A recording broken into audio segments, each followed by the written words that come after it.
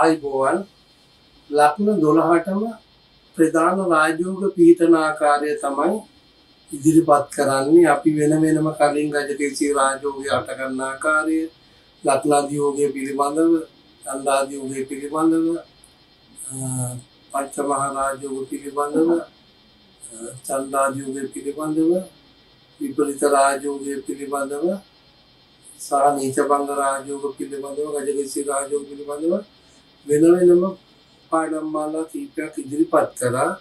අද දවසේ ආධුනිකයගේ ප්‍රයෝජනය සඳහා සහ මේ අලුතින් ඉගෙන ගන්න උනන්දුව දක්වන අය සහ මේ තමන්ට රාජයෝගයක් තියෙනවද කියලා බලා ගන්න කැමැත්තක් තියෙන අය වෙනුවෙන් තමයි මේක ගෙන ඉදිරිපත් කරන්නේ. ඉතින් මේ ලග්න 12ටම ඒ සියලුම ප්‍රධාන රාජයෝග බලා ගන්න ආකාරයට මේ විස්තරය මම ඉදිරිපත් කරනවා. අපි ගුරු මුස්තිය කියලා දෙයක් තියාගන්නේ අමා දන්න සෑම දෙයක්ම මම තමුන්වහන්සේට කියලා දෙනවා. ඒක මගේ පරාර්ථකාමී ගති ලක්ෂණයක් හැටියට තමයි මම දකින්නේ. මම උච්චක ලක්ෂණකාරයෙක් වශයෙන් සංගවිලි අදහස් නෑ, රහස් නෑ, උච්චක ලක්ෂණකාරයෙක් විවෘතයි. හරි, ඒක නිසා තමයි මේදී මගේ මේ මාඩමාලා වලින් මම ඉදිරිපත් කරපු ජ්‍යොතිෂ වැඩසටහන් තුලින් මට පින් දෙන අය ඉන්න ගොඩක් ජ්‍යොතිෂය ඉගෙනගෙන. දැන් ඒවා දන්නවා. තව පොඩි දේවල් ටිකක් තමයි ඉගෙන ගන්න තියෙන්නේ. ඒවා නම් ක්ලාස් 1කට ඇවිල්ලා තමයි ඉගෙන ගන්න වෙන්නේ සමහර දේවල්. එහෙනම් මේ සලක්නේ මම ඉදිරිපත් කරලා ඊළඟ උසුම ලක්ෂය ගැන තමයි අද උසුම ලක්ෂණ ඇති වුණු රාජයෝග පිළිබඳව තමයි කතා කරන්න බලාපොරොත්තු වෙන්නේ. මේ උසම ලක්ෂණයෙන් ඇති වෙන ප්‍රධාන රාජයෝග ගැන කතා කරනකොට පංචමහා රාජයෝග වල මූලික තැනක් හිමි වෙනවා.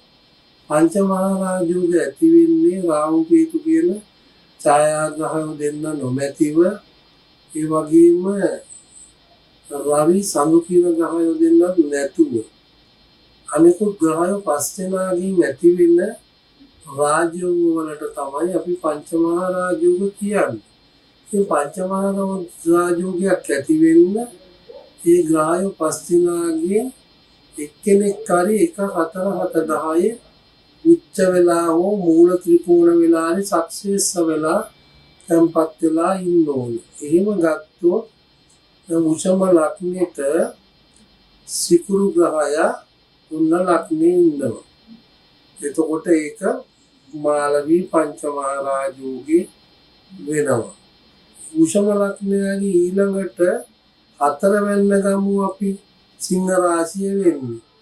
රවි සක්සේස්ත වුණාට රවිගෙන් අපි පංචමහා රාජයෝග ගණන් ගන්නෙ නෑ. ඒක උපේන්ද්‍ර යෝගය කියලා තමයි අපි හඳුන්වන්නේ රවි සිංහ රාශියේ ඉන්න එක. කන්‍යා රාශිය ඊළඟට පස්සෙන්නේ බුධය. හිටියට පස්සෙන්න කේන්ද්‍රස්ථානයක් නොවන නිසා ඒක විදුරවි යෝගය නිසා එතන රාජයෝගයක් හටගන්නේ නැහැ. ඊට පස්සේ තුලා රාශියේ සිකුරු 6 වෙන්නේ ඉන්නවා. ඒකත් අපි ගණන් ගන්නෑ 6 වෙන්නේ සක්සේස රාශිය කියලා කේන්ද්‍රස්ථානයක නොවන නිසා ඒක පංචමහා රාජයෝගයක් නොවේ. කුජ ඉන්නෝ ඊට පස්සේ 7 වෙන්නේ කේන්ද්‍රස්ථානයක. උච්චක රාශියේ කුජ සක්සේස එතන උච්චක පංචමහා රාජයෝගයේ සෑදෙනවා. ඊට පස්සේ ධනු රාශියේ ගුරු වටේ හිටියට රාජයෝගයක් පැනලා ගින්නේ නැහැ. මේ ධනු රාශියේ රණහංස යෝගයේ රන් තියෙනවා. ඒක පංචමහා රාජයෝගයක් නෙවෙයිනේ. මකර සෙනසුරු 9 වෙන්නේ ඉන්නවා. ඒකත් කේන්ද්‍රස්ථානයක නොවේනේ.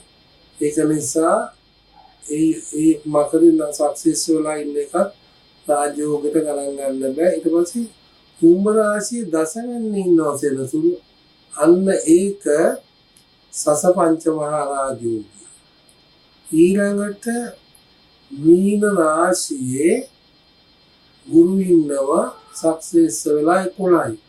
ඒක භූමිපාල යෝගය නිසා පංචමහා රාජයෝගයක් නෙවෙයි 11 වෙනි නිසා. ඊට පස්සේ මේෂ රාශිය කුජ 12 ඉන්නවා. ඒක ගජ කේසර කියන යෝගයේ නිසා කේසරී නෙමෙයි. අද කේසරී කියන්නේ සඳුට කේන්ද්‍රගත ගුරු හිමිනෝ සඳු ගුරු සංයෝග වීම. මෙතන ඉන්නේ මේෂ රාශිය කුජ. ඒක ගජ කේසර. කේසරී වෙනයි කේසර කියන යෝගය වෙනයි. කුජ ග්‍රහය සක්සේස්ස මූල ත්‍රිකෝණය නිසා එන වෙන හඳුන්වනවා. මෙන්න මේ විදිහට උෂම ලග්න හිමියන්ට සිකුරු ලග්නයේ ඉඳීමෙන් කුජ හත්වැන්නේ සිටීමෙන් සෙනසුරු දසවැන්නේ සිටීමෙන් මාළවී පංචමහා රාජයෝගයත් රුචක පංචමහා රාජයෝගයත් සස පංචමහා රාජයෝගයත් හට ගන්න බව පවසන්න ඕන. ඊට පස්සේ කේන්දරයක අපි බලමු ගජ කේසරී රාජයෝගය හටගන්නේ කොහොමද කියලා. ගජ කේසරී රාජයෝගයේ උෂම ලග්නයට හටගන්නේ ගුරු සඳු සංයෝග වීම. ඒ කියන්නේ එකට දෙන්න ඉන්න ඕන. ඡයන්නයි ගුයන්න. ඒ කොහේ හිටියත් රාශි 12 මොහොක හිටියත් එතන ගජ කේසරී කියන රාජයෝගය හටගන්නවා. ඒත් අමතරව සම සස්තම දෘෂ්ටියෙන් තැන්පත් වෙලා ඉන්න ඕන චන්ද්‍ර ගුරු ඒක ගජ කේසරී රාජයෝගය. උදාහරණ වශයෙන් පැහැදිලි කිරීමක් කරන්නම්. අපි කියමු ගුරු ලග්නේ කියලා. ඒ ගජ කේසරී රාජයෝගයට ග්‍රහය උච්ච සබ්සේත්ත වෙන්න ඕනේ නැහැ. නීච සතුරු වෙලා හිටියත් ඒ දෙන්න සංයෝග වෙලා හරි සමසස්තම දෘෂ්ටියෙන් ඉන්නවනම් ඒක ගජ කේසරී රාජයෝගය ලෙස තමයි හඳුන්වන්නේ. ඒ රාජයෝගයෙන් රජ වික්කයි මේ රටෙත් ඉන්නවා ඇමරිකාවෙත් ඉන්නවා. ඒකත් තුන්වෙනි පන්තියේ හොඳ රාජයෝගයක් හැටියට සැලකන්නේ. ඉතින් ගුරු ලග්නේ ඉන්නවනම් ඡන්දේ එක්ක සංයෝග වෙලා ඒ විදිහට මොන රාශියටියත් ඒක ගජකේසරී රාජයෝගේ සමසස්තම දෘෂ්ටිය ගැන උදාහරණයෙන් පැහැදිලි කරනවා නම් ගුරු ලග්නේ ඉඳදී ඡන්දය 7 නම් ඒක ගජකේසරී රාජයෝගේ. ඊට ඡන්දේ ලග්නේ ඉඳන් ගුරු 7 හිටියත් එකයි ගුරු ලග්නේ ඉඳන් ඡන්දේ 7 හිටියත් එකයි. මේ විදිහට රාශි 12ම මේ ආකාරයට 2ට 8 3ට 9 4ට 10 5ට 11 12ට 6 යනාදී වශයෙන් චන්ද්‍ර ගුරු මාරු කරගෙන මූණට මූණ ඉන්නවන තම දස්සම දෘෂ්ටියෙන් ඒක ගජ කේසරී කියන රාජයෝගී බව වලට අවබෝධ වෙනවා.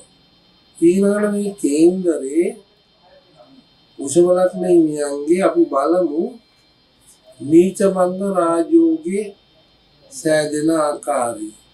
නීච ග්‍රහයෙක් සමග උච්ච ග්‍රහයෙක් සංයෝග වුණාම තමයි මේ රාජයෝගය හැදෙන්නේ. ඒ රාජයෝගය ගැන කතා කරනකොට අපි නීච ග්‍රහයෝ ගැන මුලින්ම හඳුනා ගමු.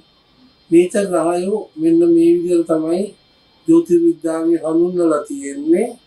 කටක රාශියට කුජ නීචයි. කන්‍යා රාශියට සිකුරු නීචයි. තුලා රාශියට රවි නීචයි. මකර රාශියට ගුරු නීචයි. මීන රාශියට බුධ නීචයි. මේෂ රාශියට ශනි නීචයි. මෙන්න මේ නීච ග්‍රහයෙක් සමග උච්ච ග්‍රහයෙක් ඒකට රවි චන්ද්‍රත් ඇතුළත් වෙනවා. පංචමහා රාජයෝගයට දෙන්න ඇතුළත් උනේ නෑනේ. සංයෝග වෙලා ඉන්නවනම් ඒක තමයි නීච භංග රාජයෝගය කියන්නේ. මේක මෙන්න මේ විදිහට ඔබේ කේන්දරේ ඉන්නවනම් තුන්වෙන්නේ කුජ ගුරු, පස්වෙන්නේ බුධ සිකුරු, හයවෙන්නේ රවි ශනි, නවවෙන්නේ කුජ ගුරු, 11වෙන්නේ බුදු ගුරු, 12වෙන්නේ රවි ශනි ඉන්නවනම් ඒක නීච භංග රාජයෝගයේ හැටියට හඳුන්වන්න පුළුවන්කම තියෙනවා.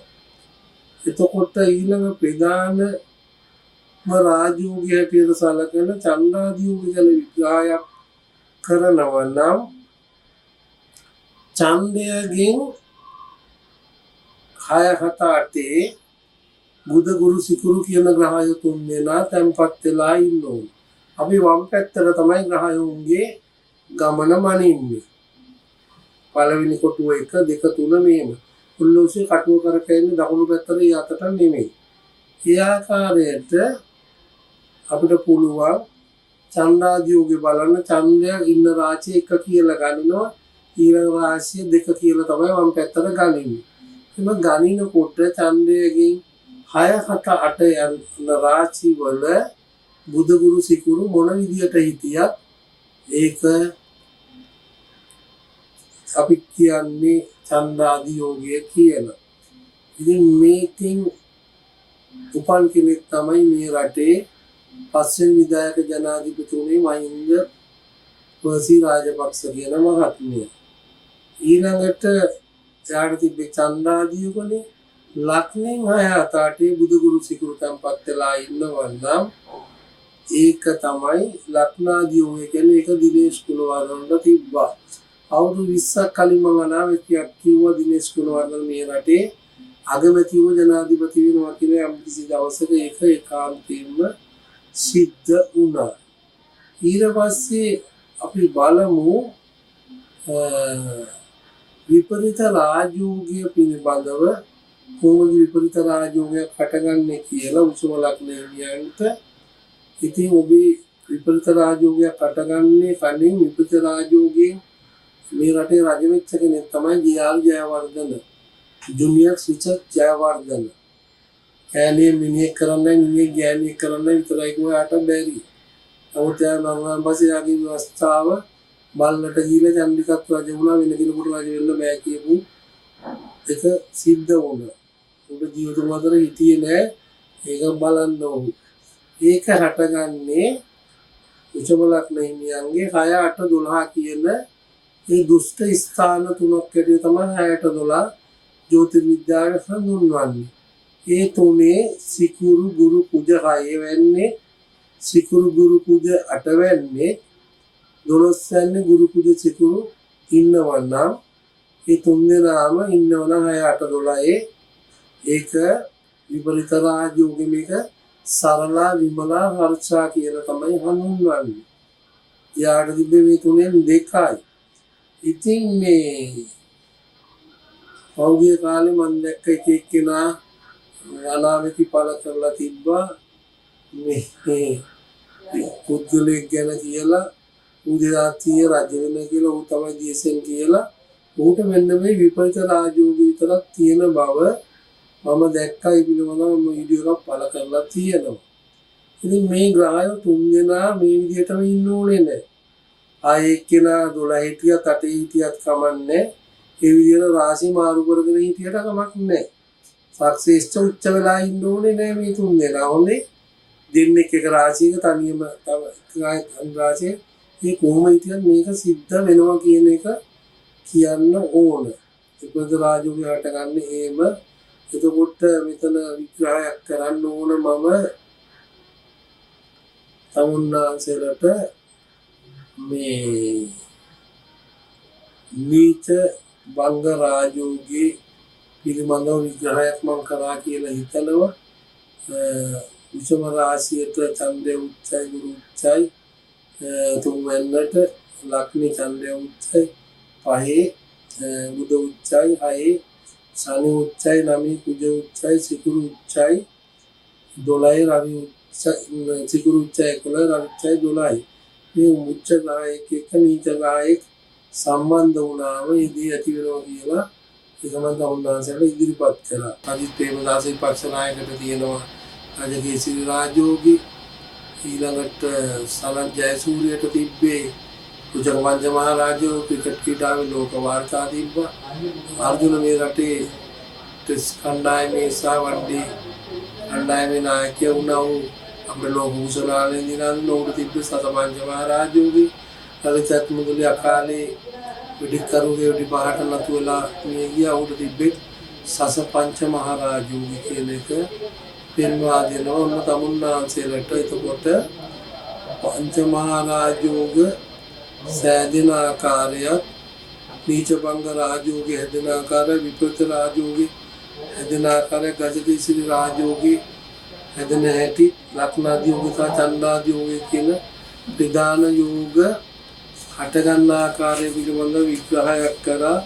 එතකොට දේශී වශී උභයචාරී කියලා යෝගයක් තියෙන මේකත් ජ්‍යොතිර්විද්‍යාවේ සමහරු රාජෝගයක් ඇටියට හඳුන්වනවා. ඒ රවිට දෙපැත්තේ මේ සඳු ඇර නිකුත් ගායෝ දෙන්නෙක් හරි තැන්පත් වෙලා ඉන්නවා නම් ඒක වශී උපචාරී යෝගේ ආගිය තනෝම පිළිගැනීමක් තියෙනවා. බඩගින්නේ ඉන්නේ මත වරදින්නේ එමයට කියලා සාධාරණ වෙලා තෙරුවන් සරණයි ජය වේවා.